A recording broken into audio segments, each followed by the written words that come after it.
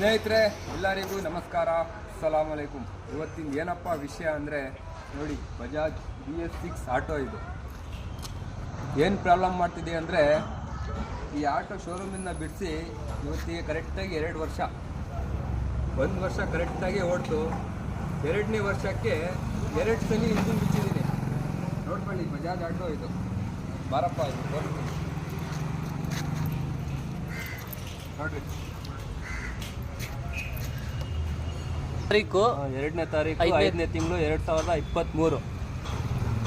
ಅವಾಗ ಆಟೋ ಬಂದಿರೋದು ನಾವು. ಕರೆಕ್ಟಾಗಿ 1 ವರ್ಷ ಓಡ್ತು. ಕರೆಕ್ಟಾಗಿ 2ನೇ ವರ್ಷಕ್ಕೆ 2 ಸಲ ಇಂಜಿನ್ ಬಿಚ್ಚಿದ್ದೀವಿ. ಏನಕ್ಕೆ ಬಿಚ್ಚಿದ್ದೀವಿ ಅಂತ ಮೆಕ್ಯಾನಿಕ್ ಇದ್ದಾರೆ, ಕೇಳೋಣ ಬನ್ನಿ.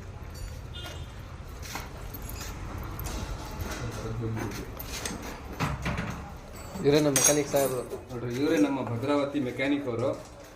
ಸರ್, ಇದು ಏನಕ್ಕೆ ಇಂಜಿನ್ ಬಿಚ್ಚಿರೋದು ನೀವು? ಕೌಂಟ್ರಿಗೆ ಬೇರಿಂಗ್ ಹೊಡೆದೋಗಿದೆ. ಎಲ್ಲಿದೆ ಬೇರಿಂಗ್? ಅದು ನೋಡ್ರಿ, ಈ ಬೇರಿಂಗ್ ಪ್ರಾಬ್ಲಮ್. 2 ಸಲಿನೂ ಇದೇ ಬೇರಿಂಗ್ ಹೋಗಿರೋದು.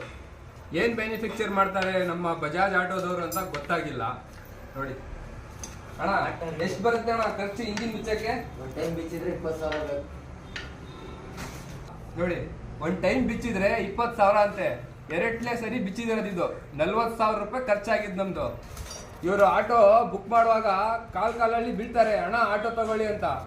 ಆಟೋ ತಗೊಂಡಾದ್ಮೇಲೆ ಅದೇ ಕಾಲಿಂದ ಒದಿತಾರೆ ನಮಗೆ. ಇದೇ ರೆಸ್ಪಾನ್ಸ್ ಮಾಡೋದು ಬಜಾಜ್ ಶೋರೂಮ್ ಅವರು. BS6 ಆಟೋ ತಗೊಳ್ಳೋರು ನೋಡಿ ತಗೊಳ್ಳಿ ಇನ್ನೇನಿಂದ.